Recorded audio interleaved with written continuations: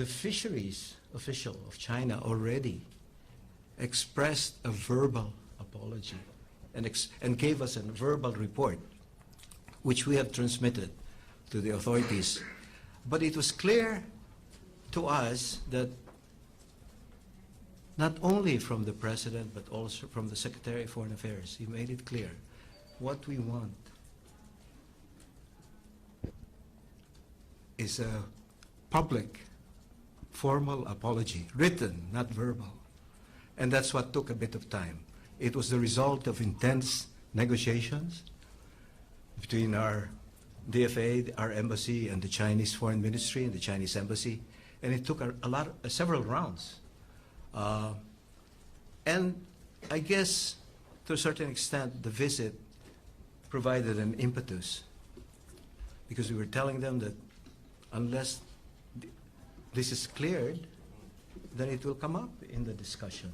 I mean, it could still come up, but at least now, on a positive note, it's really how to avoid for the future. And in a sense, we're near, or we're on the cusp of a closure. I mean, there's still the compensation issue. But generally speaking, I think we have made a breakthrough. This apology, of course, represents the ship owner. But in a sense, I think through diplomatic discussions with the Chinese side, we have made it clear that this had a negative impact, had an adverse impact on the bilateral relations, particularly on China's image.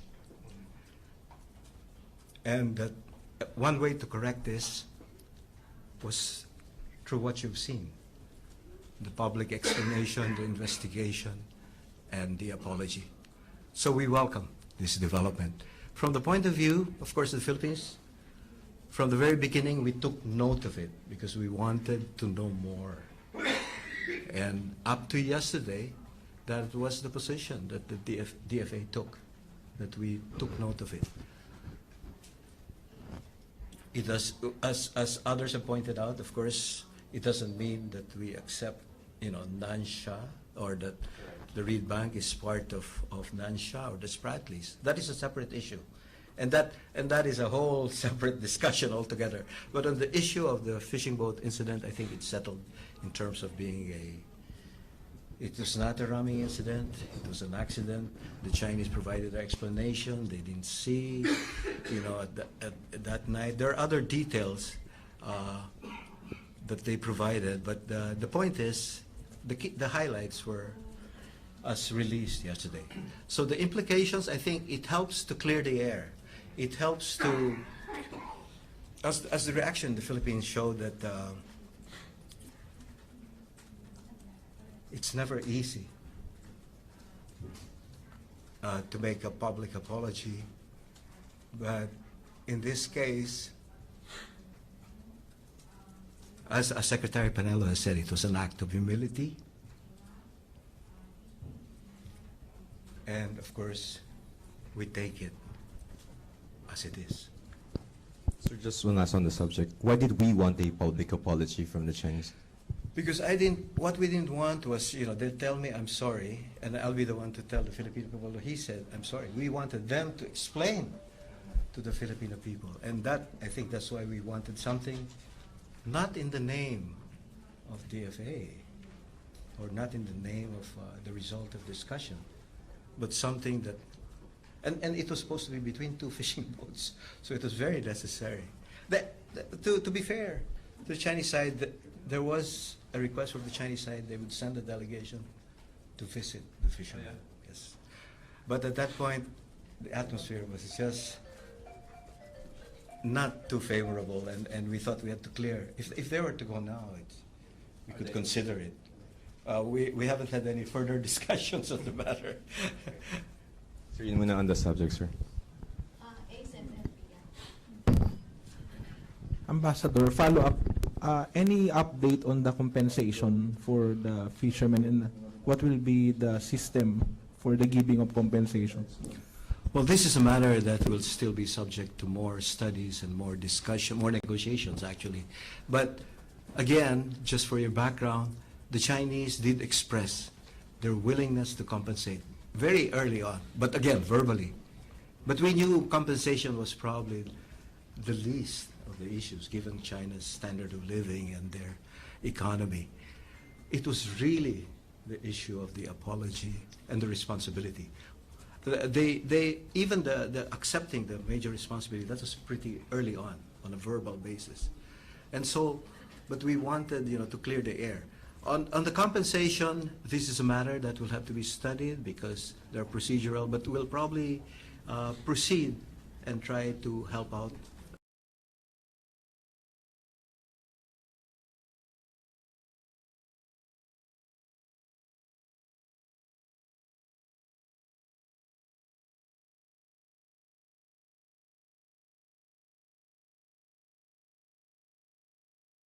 And help the fishermen. BIFAR will also play a role, and possibly DOJ.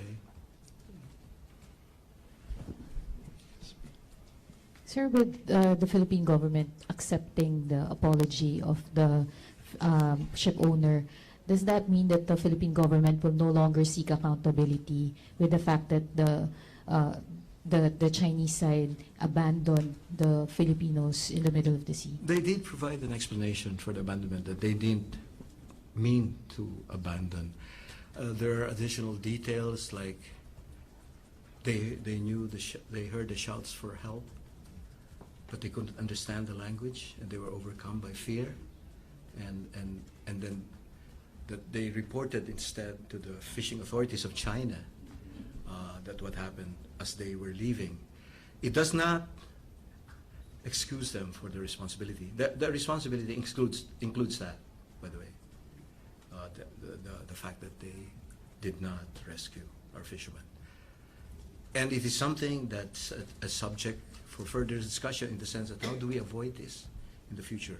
Maybe they should have reported to our fishing authorities, or to all, a body that will notify all the littoral countries. I think if they knew they were Filipinos, maybe it would have been a different story.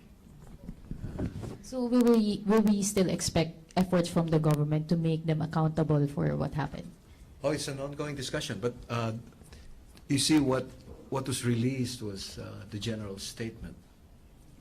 There is a detailed report, but it's, again, we have to compare results, and I think they have accepted that it was a mistake to also abandon. But I think what is not clear is, or rather in the future, that we want that to be avoided, and it should not happen again. Sir, who will be paying for the damages? Will it be the Chinese government Oh, it or was the written by shipowner? it's a mutual insurance company. So they make a distinction between their government and the provincial and the fishing boat. That it's not, in other words, it's not directly owned in the sense that, but in China there are a lot of levels of state-owned government, at the central level, the provincial level. It's a little complicated in this case, but we'll know more at this point. But the letter was written by the Guangdong Provincial Fishery Mutual Insurance Association, which is like the different fishing companies. They put together a fund for insurance purposes to cover accidents and the like.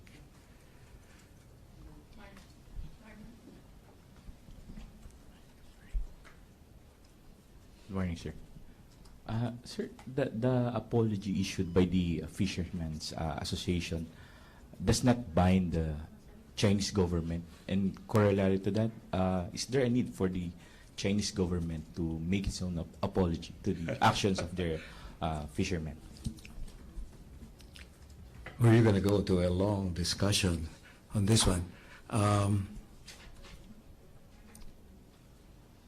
I think the fact that the foreign ministry was deeply involved in these discussions with us,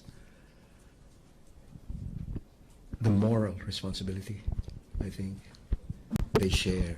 But The specific responsibility is that of the fishing boat. In other words, they actually facilitated the investigation and exchange of results. So the Chinese government cooperated. Is there a need for the Chinese government to issue a separate apology?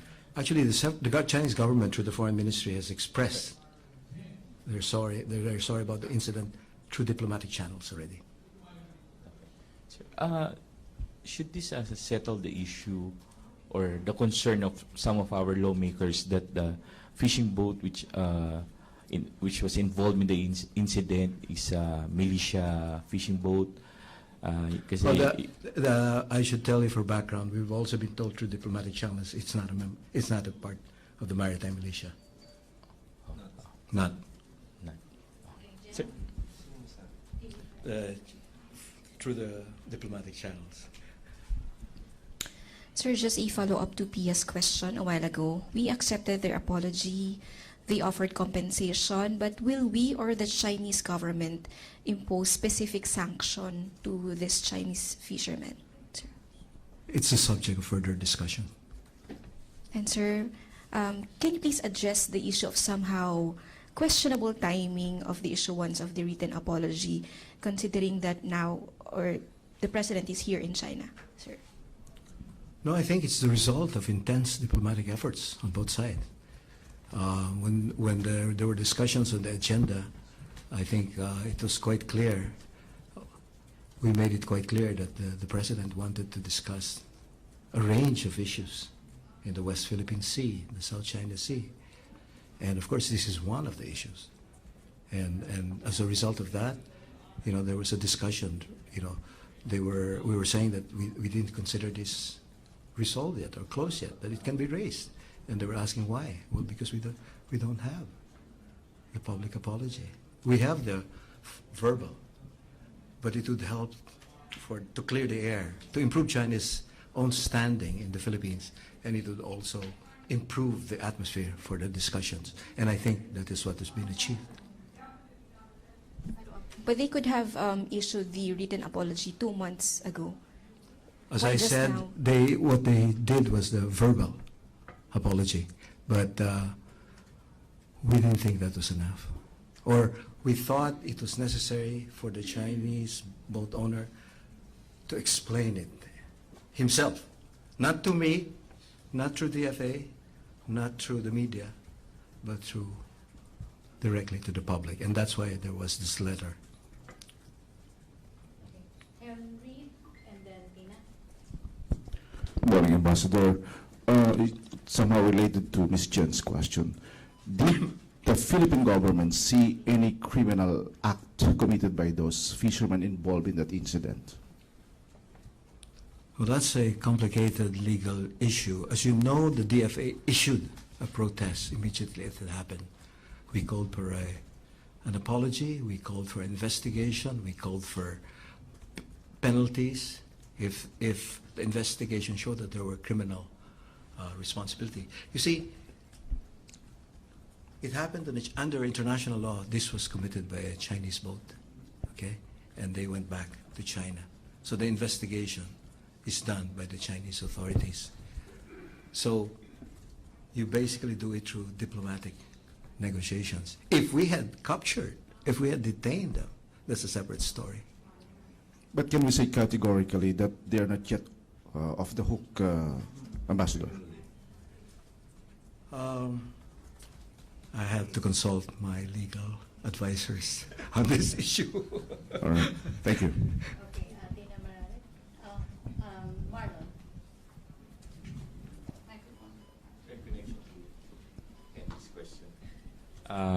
On the part of the Philippine government, is it an admission of guilt on the part of the Chinese fishermen, this issuance of formal Well, they apology? accepted responsibility.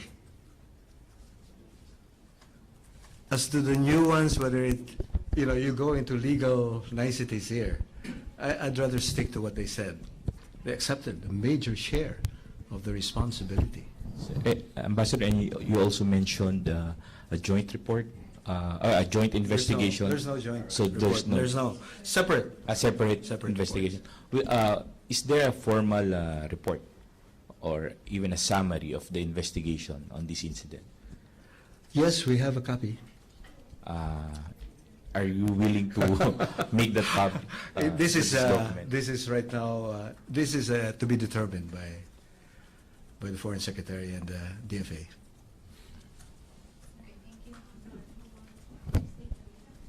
Thank you, Ambassador. With the South China Morning Post. I wanted to ask you a bit more about the joint oil and gas Yes. cooperation. So could you talk a bit more about that, like the racial, and also is it going to cover the disputed area? How is it going to? Well, right now we're in the early stage, so it's difficult to answer you for sure. But what basically, I'd ask you to go back to the MOU because it lays it out. It's the roadmap. We want to achieve cooperation in joint exploration in areas in the West Philippine Sea, South China Sea,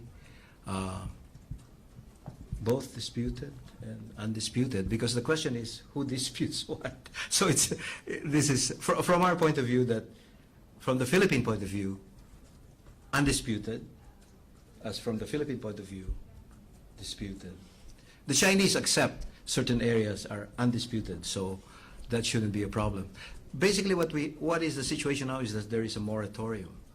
So it put a stop to oil exploration and development. So I think the plan is, to get the framework ready so that the steering committee can start the ball rolling, and as well as the work groups, and they can start meeting, and so that the service contracts, which have been affected by the moratorium, can also proceed. They've been put on hold. So there's a lot to do. The problem is we'll take it one step at a time, okay? And it's difficult to outline all the answers to all the questions. Some of the questions may have to be resolved through negotiations, through the companies themselves, and hopefully the end of this is like a commercial contract. That is what we look forward to. But from the point of view of the Philippines, of course, there are certain constraints. The Philippine Constitution, UNCLOS. But if you look at the MOU, there is a statement there that on the one hand, we follow the spirit of the UN Charter, UNCLOS, international law. On the other hand, both sides will proceed without giving up their positions, their legal positions on certain issues. So we're trying to find a way within certain parameters to move forward. And so far, it would take a lot of flexibility and pragmatism on both sides. And so a lot of this will be through discussions, negotiations, and consultations. So you have a story to cover in the next couple of months as the story unfolds. I cannot tell you the conclusion, but there is a hope that we move forward, and hopefully, because it's very important for the Philippines, the basic issue here, if you look at the big picture, is really one of energy security. Malampaya is running dry, and it's going to affect our power supply. So that's why the President is moving with a sense of urgency to move the process forward, especially in these last 3 years. And so we hope to get it going as fast as possible, but it takes two to tango, as they say. So in this case, you need to work together and cooperate, hopefully find areas of cooperation with the Chinese side. Kat, yeah. Good morning, Your Excellency. My name is Isabel De Leon of Manila Bulletin. May we get details of the 6 government-to-government agreements that will be signed, and the other agreements that will be signed today or Well, tonight? nothing is signed until it's signed. Yeah, but So I think the proper time is afterwards. After. You'll be told. But generally, what I know right now is it has to do with higher education, science and technology, I think there's something also on infrastructure cooperation and other forms of economic cooperation. But I don't have the actual six and the details, and also because after it's done, and we're sure, because in the past sometimes the last minute there have been changes. So when it's done, at the proper time, it will be released. I mean, as you've seen last November, sometimes it takes a couple of days, but eventually they'll be released. And you can also keep asking for them from the lead agencies concerned, because the ones who sign, you'll know it will be announced. Their departments are the ones concerned, so they will be the ones to explain in more detail. My role is diplomacy. I'm not the whole government, but I can tell you the overall situation.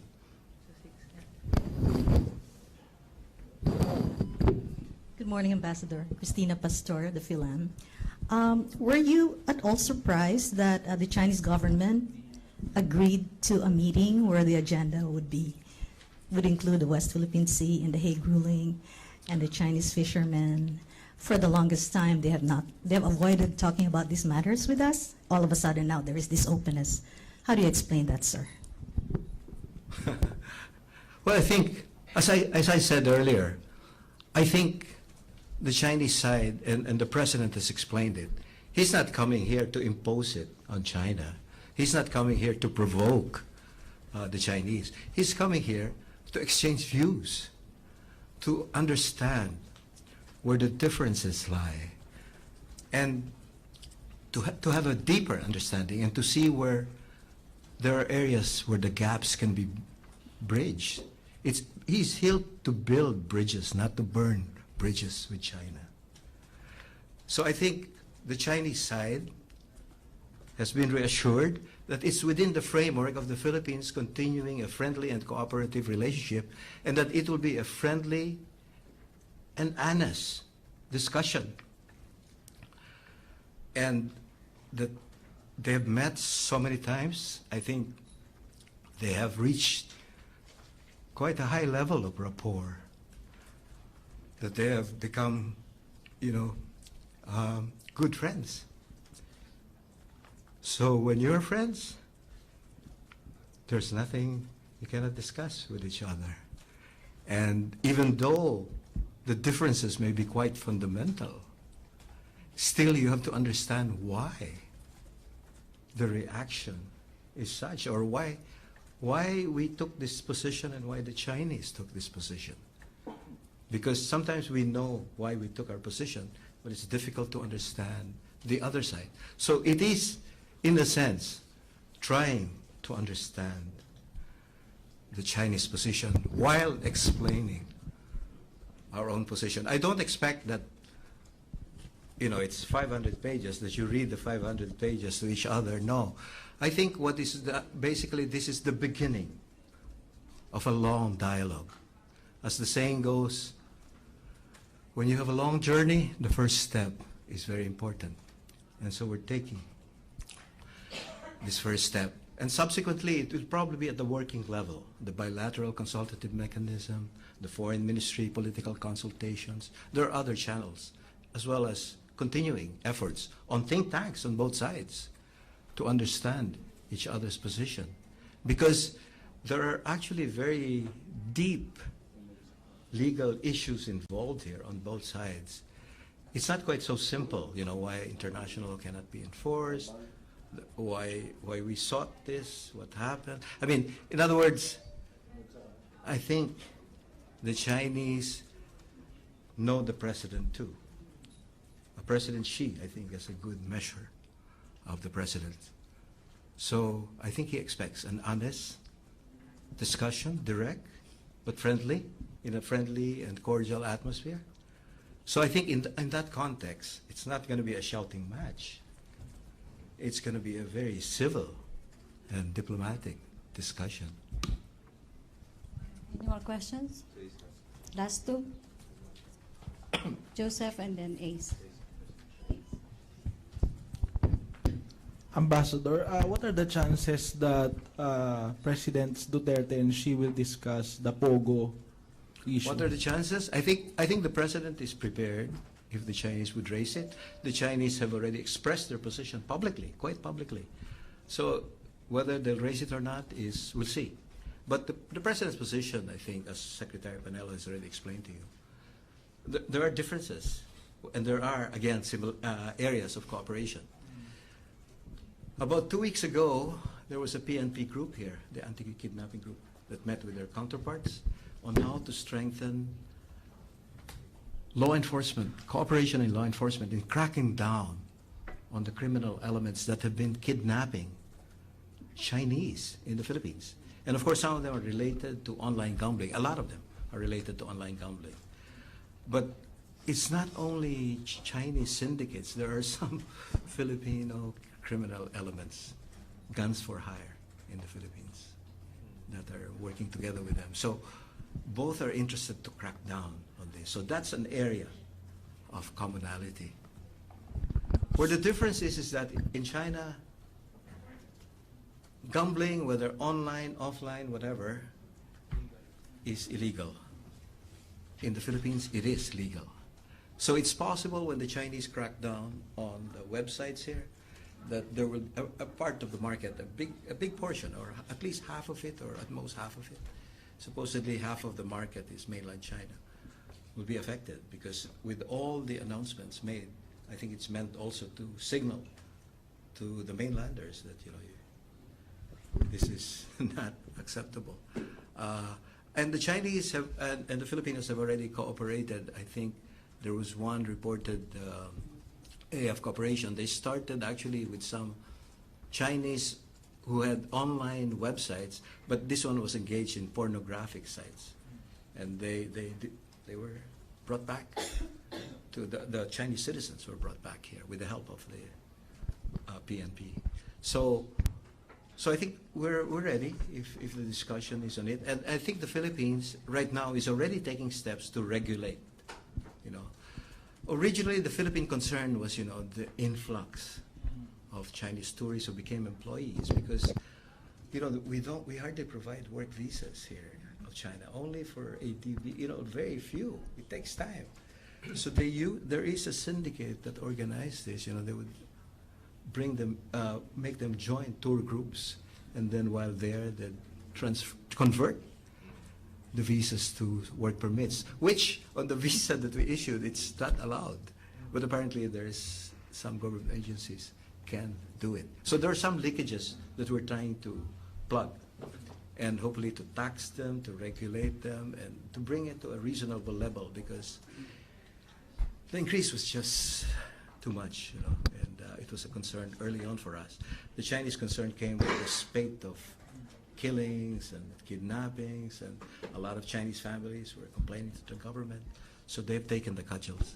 So, Ambassador, you said President Duterte is prepared in case Yes. his counterpart brings up the request to ban online Well, the gambling. president has been prepared for all sorts of Okay. issues. Yeah. So how will he respond in the event that President Xi brings up that request that please ban illegal or ban online gambling? Panelo already told you yesterday that he'll say it's legal in the Philippines.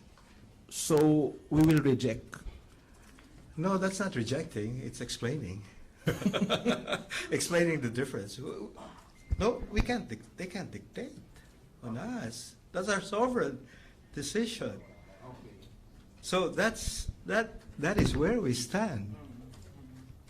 Okay. To be more diplomatic, we will keep explain our we will keep position. it legal.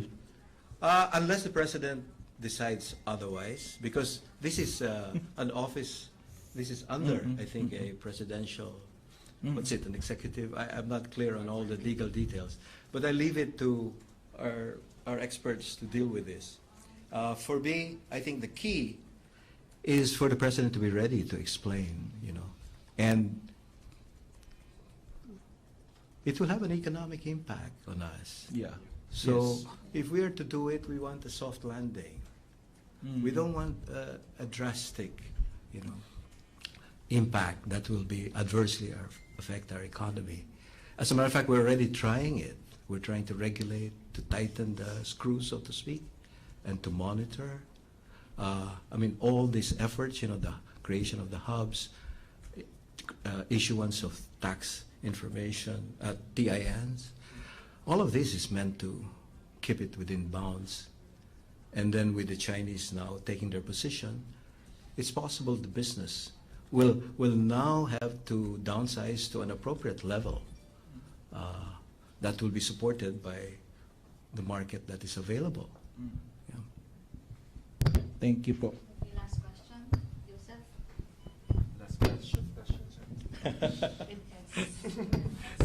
Sir, ano lang, we're interested lang to know if there's going to be a one-on-one, a four eyes meeting between the President and President Xi, if it's in the schedule?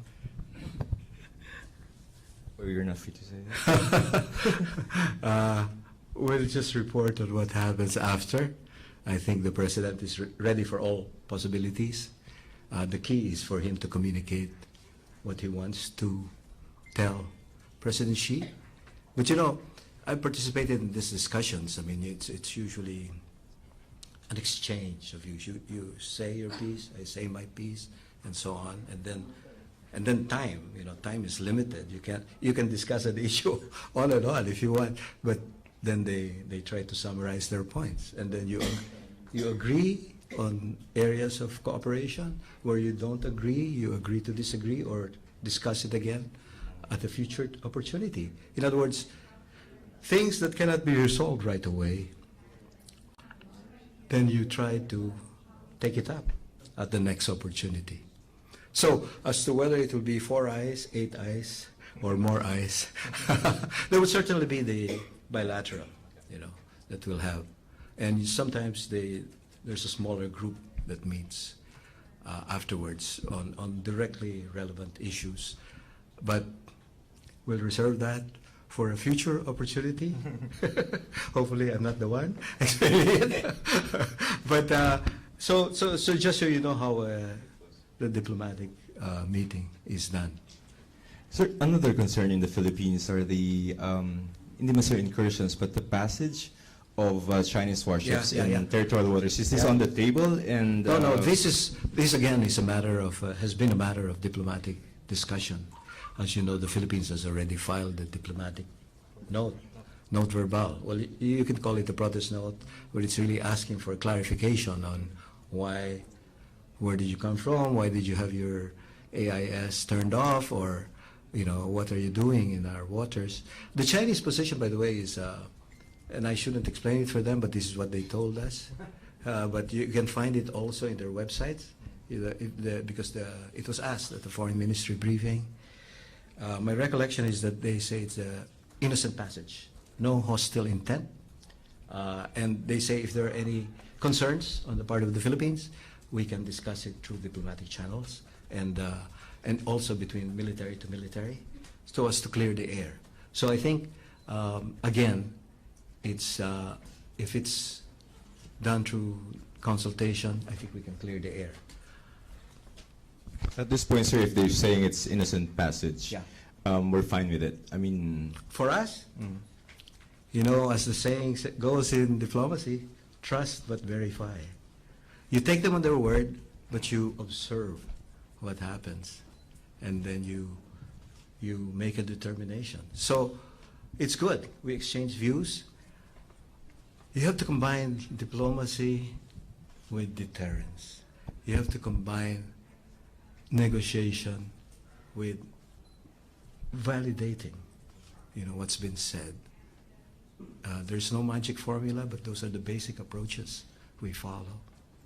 but we would require them in the future to still inform us, because the President has issued an order that all foreign vessels should Well, FII that's the the call to Philippines. all. Yeah. A call to all. And this is a matter, again, for the maritime experts, the legal experts, to deal with, because it seems there is a need for a archipelagic passage bill, because under the law, if you don't have that, then they will pass through what was done in the past. And apparently these passageways were open to commercial traffic as well as warships in the past. So the question really is, was there any hostile intent? What were they doing there? And the Chinese have shown willingness to consider our concerns. Sir, Leslie. Sir, are you aware if China has already made a formal request for the Philippines? Sorry? Are you aware if there's already a formal request from the Chinese government for the Philippine government to ban all pogos and all kinds of online gambling catering to They Chinese? said it openly.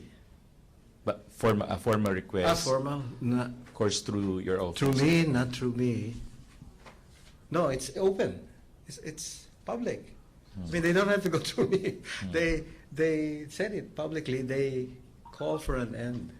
There was a statement Yes, already. of the foreign ministry. Yeah, the foreign ministry. But in terms of procedure, they don't have Yeah. to file anything to request. They could, but in this case, they took a open position. That's why you have to explain each other's position. I mean, we'd like to know, we understand their concerns and why they would like it, but we have our own concerns, that's why we cannot do it at this point. So and why it's legal in the Philippines. So go ahead with the mainlanders, the area under their jurisdiction. We have our own jurisdiction. If it's not to the mainland but to Hong Kong, it's part of China, but it's separate. This territory right now is Hong Kong and Taiwan, or the Chinese diaspora around the world. That's a separate issue. And Filipinos, I don't think are involved in this, but it's mainly a foreign market. So I don't understand what the question is. Have they made any formal complaint? Not to me. They have openly said it in their foreign ministry statement, so that's more of their expressing their public position. Isn't it surprising for the Chinese government to suddenly have a change of heart on this issue, because this has been going for nearly 3 years now? Yeah. No, I think, as I said, it's been a while, but I noticed an increase in their concern as the number of Chinese killed or kidnapped increase. So it's normal for any government to be concerned about its citizens, and that it's because of the human trafficking issue. That's because of the online gambling. So we take it as an area where we may have different points of view, but we can have cooperation insofar as a crackdown on the criminal elements involved in this, and also in regulating the market so that the phenomenon of human trafficking, this is similar, our OFW story abroad, it's similar in their case, So that is a legitimate concern. And where we can help, we've been willing to help. It's a big issue for us because it has economic impact, and also because we have a different perspective, in terms of it's legal in the Philippines. Now, as to the deeper, whether you need to do a review, that's a bigger issue for the government beyond my competence at this point. Sir, with regard to the 60-40 agreement, the President's been mentioning that in the past, but we know now the area of coverage of the possible 60-40 sharing. Would this be the same service contracts, like maybe 72 or 58? It's a bit early. I think 57, SC 57, it's not a problem. Probably as we go further. So a lot of this will have to go through very intense rounds of negotiations between the experts, from DOE or the particular companies concerned. They have to come up with a contract, but the contract has to be in accordance with the Philippine Constitution and also with UNCLOS. And since the Chinese are involved, also in accordance with the Chinese Constitution, I think. So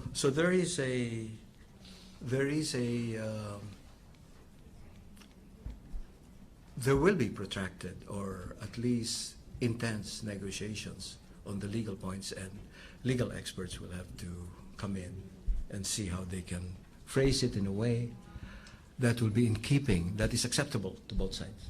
How many service contracts are involved, sir? No. By service contracts, we mean those that have been already awarded Yeah. and those to be awarded. How many service contracts are still under the moratorium? That's a Secretary Kusi is here.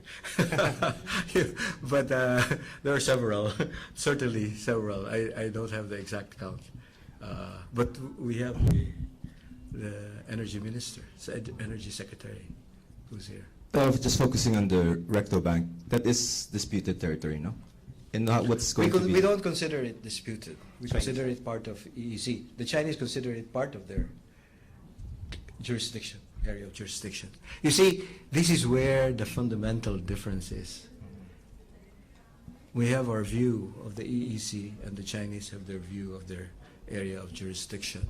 And because they don't accept the arbitral award, it's still that view, that there's an overlap. We don't accept it, but the realities of the ground are such that that's how they view it. So that's what we're trying to work out, and that is why the President wants to initiate this discussion, because the West Philippine Sea is involved, as far as we're concerned.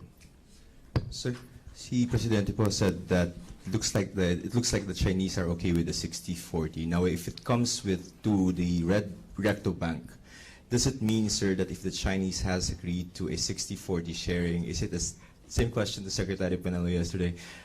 Is it a tacit acknowledgement or admission that we do have sovereign rights over the area, and that, with reference to the arbitral ruling, that kinds of affirms our win?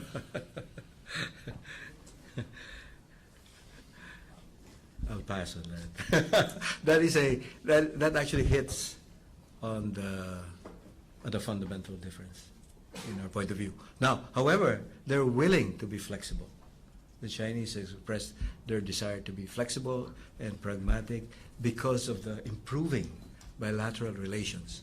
So what we're trying to do here is to see how far we can go in terms of a friendly approach to China. I mean, there are examples already. Scarborough Shoal, the access to. If they took a hard position, since it's under their control right now, they wouldn't allow it. Or, they wouldn't allow it unless we want to insist on it. But there are certain things that are easier to talk about. By not insisting on the differences, by not accentuating the negative, but by accentuating the positive. And this is part of diplomacy. You try to build bridges, to bridge the gaps. You don't want to burn bridges and exacerbate the differences. Sir, with regard to the apology, Yes. Secretary Locsin tweeted that, you know the tweet, so what does he mean? He's here. Ask him. No, but I know what he means. His initial reaction was that he would take note of it and pass it on to the president. And so it's the president's call. Why did he have to say that he, well, by implication, is not accepting the apology? No, he didn't reject it. Okay. He said he took note of it. Okay. Use your microphone. Sorry, Ambassador. Who should acknowledge the apology? Is it the fishermen or the Philippine government? The Because- fisherman. The fisherman. Okay, The fisherman. last question, Mindeng. Yeah, that's what Secretary Locsin said. I'm not a fisherman, so that's why I'm only noting it. Use the microphone, please. And remember, Secretary Locsin is an appointed official, not an elected official, so he represents the department. Mr. Ambassador, just seeking for clarification. Is the license for the POGO issued by PACOR or issued by Congress? By? By Congress or by PACOR? PACOR. So because as Secretary Panelo said, it's up to Congress to ban the POGO. I see. So I won't maybe get we need to maybe we need to into the clarify on details this. of that. Yeah. That can be resolved domestically. Yeah, so it don't need to go through Congress if I don't- ever the government want to ban POGO. I don't want to get into that because that's not my field of competence. Ask me about bilateral relations and diplomacy and the visit. Sorry, I think you have to ask that. Let's see, who's here? I don't know. Maybe when you go back home, actually. Yeah. Okay, thank you. Finance is here. Yeah. Okay, thank you. Thank you, Ambassador. Thank you, MPC and other friends from the media. And from Beijing, China, balik po tayo sa People's Television Network. Okay. Why not for 1 week, sir? Pero paulit-ulit, di ba? You have to find new areas of paulit-ulit yung story. Ano na? Is it already on? Tanggapin mo pagka lumik-kumilig, tanggapin mo. What's your answer? Baka. Prepared for it. Pero usually you would have at least an advisor or two. You know, kasi merong note taker, siyempre. Ambassador, thanks so much. Yeah, sure. Okay. Pero meron kumbaga, part of the option. I know, sa plan, may kasama. Probably wait, kasi hindi ko alam kung gano'n na mangyayari. Is it according to plan or not according to plan?